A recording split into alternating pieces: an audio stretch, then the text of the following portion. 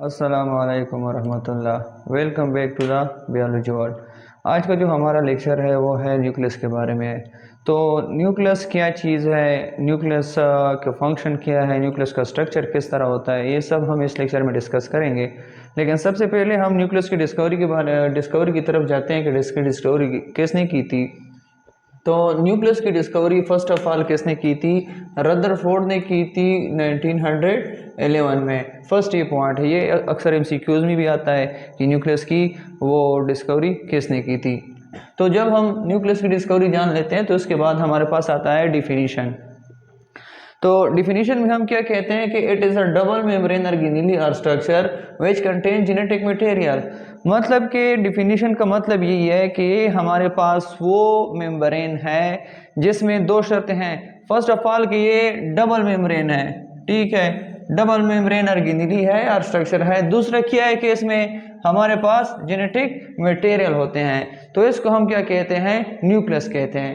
तो न्यूक्लियस में जो मेन पॉइंट्स है जिसको हमें याद रखना चाहिए वो ये है कि इसको सेंटर ऑफ द सेल भी कहते हैं। मतलब कि ये सेल का सेंटर होता है, एनिमल सेल का, ठीक है। Largest organelle is in cytoplasm. मतलब कि साइटोप्लाज्म में हमारे पास क्या होता है, इसमें ये जो साइटोप्लाज्म होता है, साइटोप्लाज्म में ये क्या होता है, लार्जेस्ट ऑर्गेनेल होती है।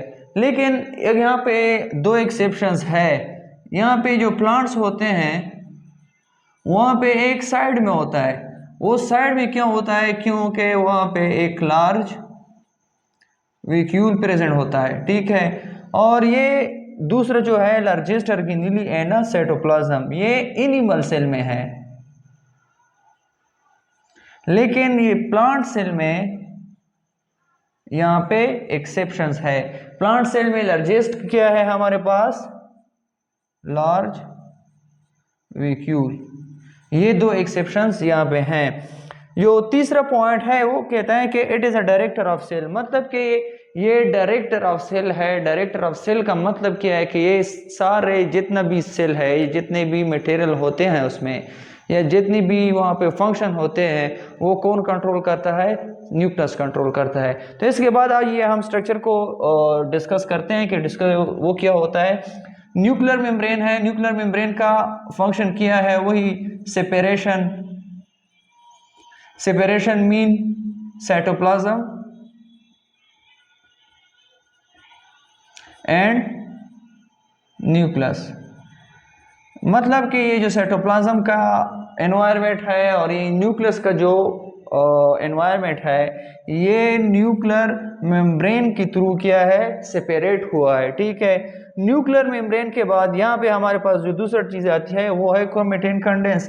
मतलब कि यहाँ पे जितनी भी क्रोमोसोम्स होते हैं या क्रोमेटिन मटेरियल जितनी भी होते हैं, वो ये स्ट्रक्चर जो हम देखते हैं वो क्या है? कंडेंस फॉर्म में यहाँ पे प्रेजेंट होते हैं। और तीसरा जो है ये है कैरियोप्लाज्म। कैरियोप्लाज्म का मतलब क्या है कि ये साइटोप्लाज्म ऑफ न्यूक्लियस। ये साइटोप्लाज्म ऑफ न्यूक्लियस को हम क्या कहते हैं कि ये कैरियोप्लाज्म है। इसके बाद कैरियोप्लाज्म के पास हमारे पास ये स्ट्रक्चर प्रेजेंट होते हैं, ये स्मॉल लाइक जो हम इस देखते हैं उसे, तो उसको क्या कहते हैं? ग्रेन्यूल्स। इस ग्रेन्यूल का न्यूक्लियस में क्या फंक्शन है? ये जब भी न्यूक्लियस कंडेंस फॉर्म में या कंडीशन जी ऐसे कंडीशन की में फॉर्मेशन उसकी ग्रेन्यूल की ऐसी फॉर्मेशन होती है उस हालत में जब न्यूक्लियस स्ट्रेस की हालत में आ जाए। जब न्यूक्लियस स्ट्रेस की हालत में आ जाए तो फिर क्या होते हैं? ग्रेन्यूल्स ग्रेन्यूल्स प्रोड्यूस होते हैं। तो ग्रेन्यूल्स क्या कहते हैं? न्यूक्लियस को हेल्प देते हैं। तो इसके अलावा इसके बाद हमारे पास क्या आते हैं? Nuclear pore. न्यूक्लियर पोर का क्या फंक्शन है? न्यूक्लियर पोर का फंक्शन ये है कि ये अलाउ करेंगे, किस चीज को अलाउ करेंगे? आयंस को अलाउ करेंगे, मॉलिक्यूल्स को अलाउ करेंगे, ठीक है। ये जितनी भी न्यूक्लियर पोर है उसका फंक्शन है। न्यूक्लियर पोर के बाद हमारे पास ये जो स्ट्रक्चर है जिसको हम न्यूक्लियोलस कहते हैं। न्यूक्लियोलस क्या है? न्यूक्लियोलस न्यूक्लियस में एक ऐसी वो होती है, स्ट्रक्चर प्रेजेंट होती है, ये डार्केस्ट होती है। मतलब कि ये डार्क इन कलर होती है। न्यूक्लियस में भी इसको वाज़ेह तौर पर देखा जा सकता है कि ये न्यूक्लियोलस है। न्यूक्लियोलस क्या करते हैं, इसके बहुत ही इम्पॉर्टेंट, वेरी इंपॉर्टेंट फंक्शन है। ये एमसीक्यूज भी है, एमसीक्यू भी हैं, एमसीक्यू के अलावा शॉर्ट क्वेश्चन भी है, इम्पॉर्टेंट शॉर्ट क्वेश्चन है कि ये न्यूक्लियोलस जो है मेनली हमारे पास राइबोसोम प्रोडक्शन करते हैं। ठीक है, ये वही राइबोसोम्स है जो आगे जाके फिर ट्रांसक्रिप्शन, ट्रांसलेशन, प्रोटीन सिंथेसिस में जो होते हैं। इसके अलावा जो साइटोप्लाज्म में हम पढ़ते हैं इससे राइबोसोम्स के बारे में, राइबोसोम्स के डिफरेंट फंक्शन के बारे में, तो ये वहाँ पे होते हैं।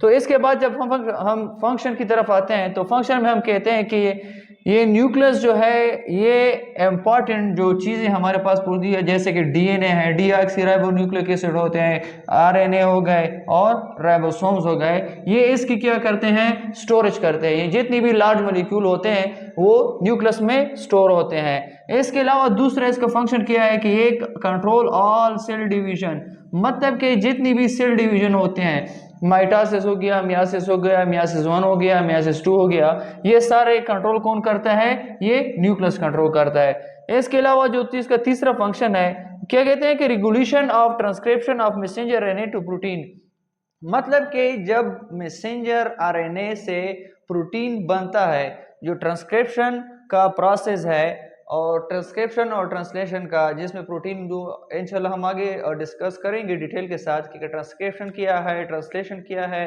और ये सेंट्रल डोग्मा किया है, इसके बारे में हम डिटेल से करेंगे। लेकिन ये फंक्शन किया है न्यूक्लियस के, ये हमें याद रखना चाहिए कि इसको कंट्रोल कौन करता है, मैसेंजर आरएनए से प्रोटीन सिंथेसिस, ये न्यूक्लियस है। तो इसके अलावा जो लास्ट इसका फंक्शन है ये कौन, control protein enzyme and ribosome synthesis, मतलब कि न्यूक्लियस में जितनी भी ये प्रोटीन सिंथेसिस हो गए, प्रोटीन सिंथेसिस के साथ एंजाइम जो जितनी भी प्रोड्यूस होते हैं, एंजाइम्स के साथ जितनी भी राइबोसोम्स होते हैं और राइबोसोम की जो सिंथेसिस होती है वो क्या करते हैं, ये सारा न्यूक्लियस कंट्रोल करता है। Thank you so much for the watch.